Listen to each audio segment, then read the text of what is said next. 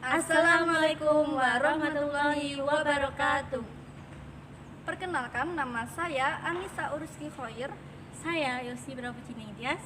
Kali ini kita akan membahas mengenai teks cerpen kelas 9. Yang pertama yaitu pengertian teks cerpen. Cerpen atau cerita pendek adalah sebuah jenis karya sastra yang menggambarkan cerita atau kisah alur hidup manusia dalam bentuk tulisan yang ringkas dan jelas. Selanjutnya, ciri-ciri teks cerpen. Yang pertama, memiliki jumlah kata yang tidak lebih dari 10.000 kata atau 5-10 halaman.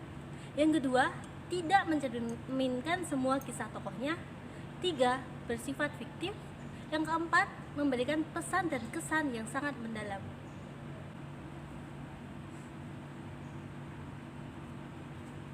Selanjutnya yaitu unsur-unsur cerpen. Yang pertama yaitu unsur intrinsik. Unsur intrinsik adalah unsur yang membangun karya sastra dari dalam. Berikut adalah unsur-unsur intrinsik. Yang pertama yaitu tema. Tema merupakan ide atau gagasan dasar yang melatar belakangi keseluruhan cerita yang ada dalam diri cerpen. Yang kedua yaitu tokoh. Tokoh adalah pelaku dalam cerita. Yang ketiga yaitu penokohan. Penokohan adalah penggambaran watak dari setiap tokoh.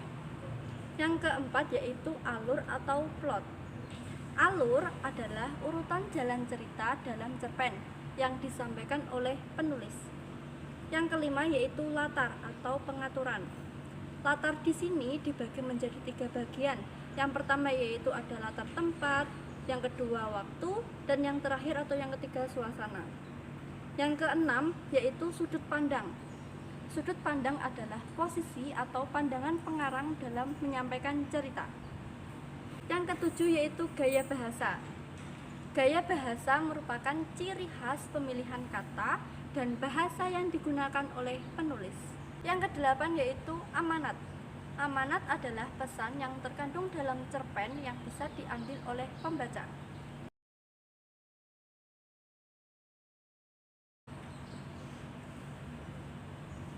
Yang kedua, unsur ekstrinsik teks cerpen. Unsur ekstrinsik adalah unsur yang berada di luar karya sastra. Yang pertama, latar belakang masyarakat.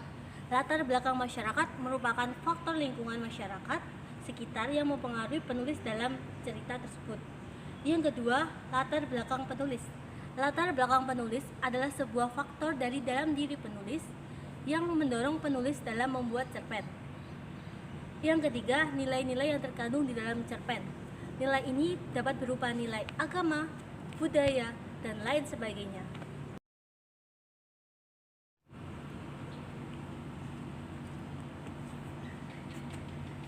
Selanjutnya yaitu kaidah kebahasaan teks cerpen. Yang pertama yaitu ada kata sifat. Yang kedua yaitu ada kata keterangan. Yang ketiga yaitu ada kalimat langsung dan tidak langsung. Yang keempat yaitu ada gaya bahasa bersifat konotasi. Yang kelima yaitu penggunaan bahasa tidak baku. Yang keenam atau yang terakhir yaitu menggunakan gaya bahasa. Materi yang terakhir yaitu struktur teks cerpen. Dalam struktur teks cerpen ini dibagi menjadi 5. Yang pertama yaitu orientasi, yang kedua komplikasi, yang ketiga evaluasi, yang keempat resolusi, yang kelima koda atau penutup.